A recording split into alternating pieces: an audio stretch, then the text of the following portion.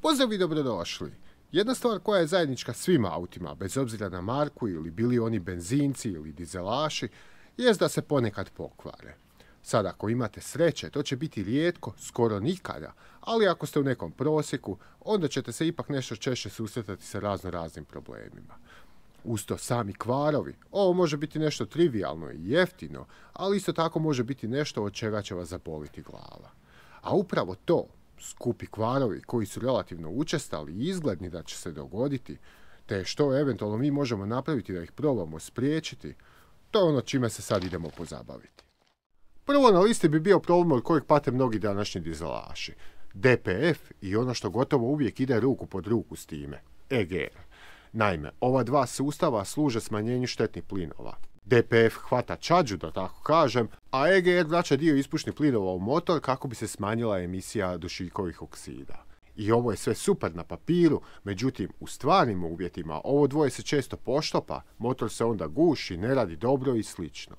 I onda se ili može pokušati očistiti ta čađa koja je okovala sve, a ako to ne uspije, onda valja mijenjati EGR ventile i DPF, što nerijetko pređe 1000 i više eura. Osim naravno ako idete na onu drugu soluciju, eliminacija spornih komponenti.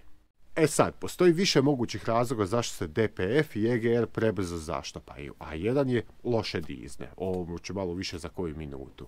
Naime, ako one ne rade kako treba, nemamo kvalitetno izgaranje, što rezultira sa puno više čađe. Potom, neki kvarovi nepravilnosti u radu motora, uzet ću za primjer ovdje grijače. Ako su oni loši, auto neće moći odraditi regeneraciju DPF-a kako treba.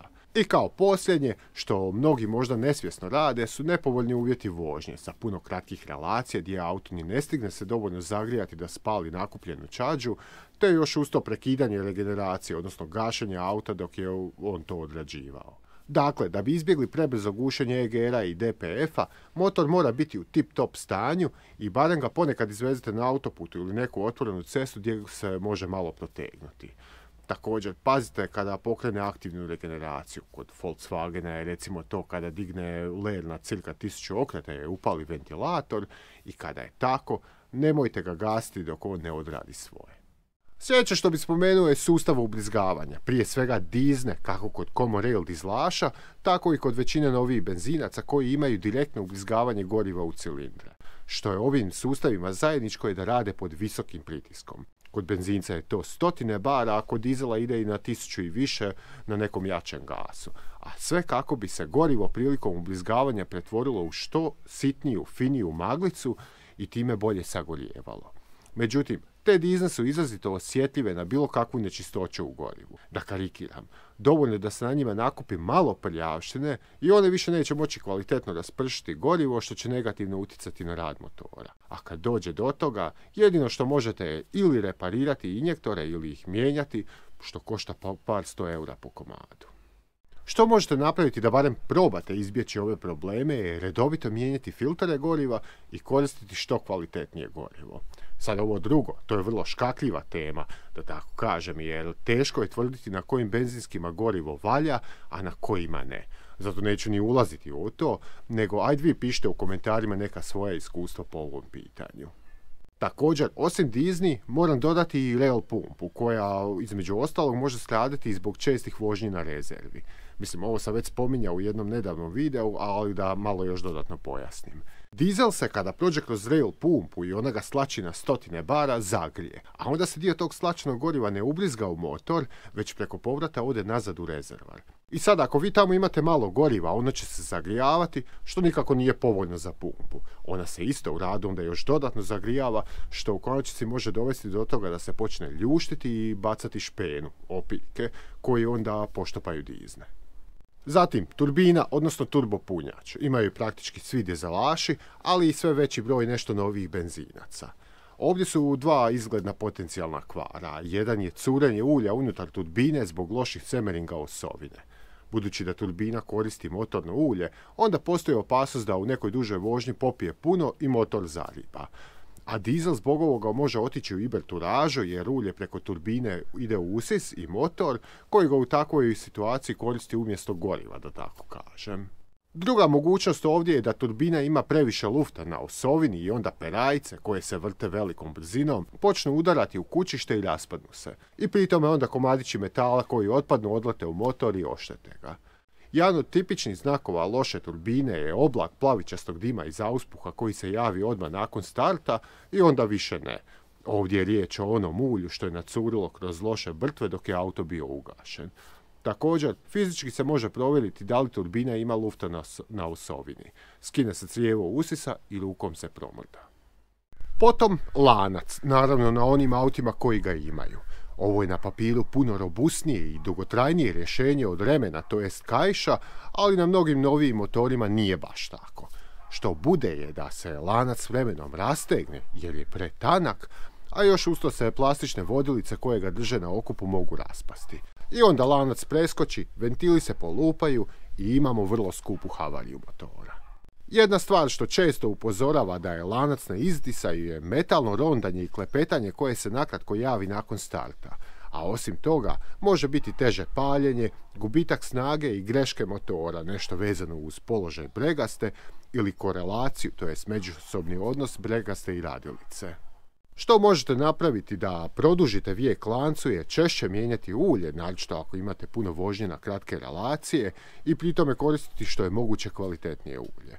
Također, isključiti start-stop sustav, jer svako paljenje špana lanac te ga eventualno pomalo rasteže. Istina, ovo su neke mikroskopske vrijednosti, ali naberika se s vremenom, a start-stop sustav svakako gotovo ni ne štedi ništa goriva. I naravno, ako primijetite bilo kakve simptome, zveckanje i slično, valja odmah reagirati, provjeriti lanac koliko god je to već moguće i zamijeniti ga ako treba. I kao neki peti skupi i relativno izgledni problem je kvar klima uređaja. Sad, za razliku od svih do sada navedenih problema, ovo možda nije tako dramatično. Nije da će nam auto stati, bez klime se može, ali po ljeti nije ni malo ugodno. Sad, vjerojatno najčešći uzrok zašto ona ne radi je nedovoljna količina plina u sustavu zato što negdje curi. Puno je skuplje ako ode kompresor, što obično bude kao posljedica, a zamjena će vam izbiti par 100 eura iz džepa, osim ako nađete neki polovni, a da je u dobrom stanju, što je naravno uvijek svojevrsni reskir. Također, hladnja klime je zbog svog položaja naprijed izabranika podložan mehaničkim oštećenjima, primjerice može kakav kamen doletjeti i probiti ga. Ono što vi možete napraviti da pokušate spriječiti neke skuplje kvarove ovdje je periodički, recimo svake 2 godine, napraviti servis klime gdje se sustav ispita i po potrebi dopuni, te redovno mijenjati filter kabine da što manje prljavštine ulazi u ventilaciju gdje se onda ona nakuplja na isparivaču. Također nije loše klimu isključiti minutu 2 prije gašenja auta, čisto da se isparivač stigne osušiti, da ne stoji vlaga na njemu jer to pogoduje stvaranju plijesni, a i dodatno lijepi sitnu prašinu na sebe. Uglavnom, to bi bili neki, po mom sudu, učestali skupi kvarovi koji se mogu dogoditi na našim autima, ali definitivno nisu jedini, jer ima tu još koje čega. Banalan primjer, ovjes, spone, seleni, amortizeri i tako dalje. Ovo sve ubrzano strada po lošim drndavim cestama, čega nažalost ima na pretek, a jedino što možete napraviti je voziti sporije i pažljivije preko rupa. Također, automatski mijenjač. Često bude da ne treba servis jer je u njemu long life ulje koje je kao za cijeli životni vijek. Malo morgen.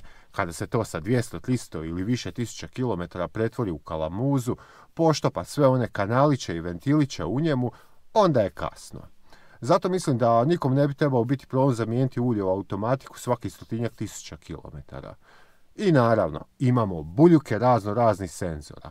Lambda sonde, MAF, senzor radilice i tako dalje, da ne nabrajam. Bilo što od ovoga može u bilo kojem trenutku riknuti, a uglavnom su poprilično skupi.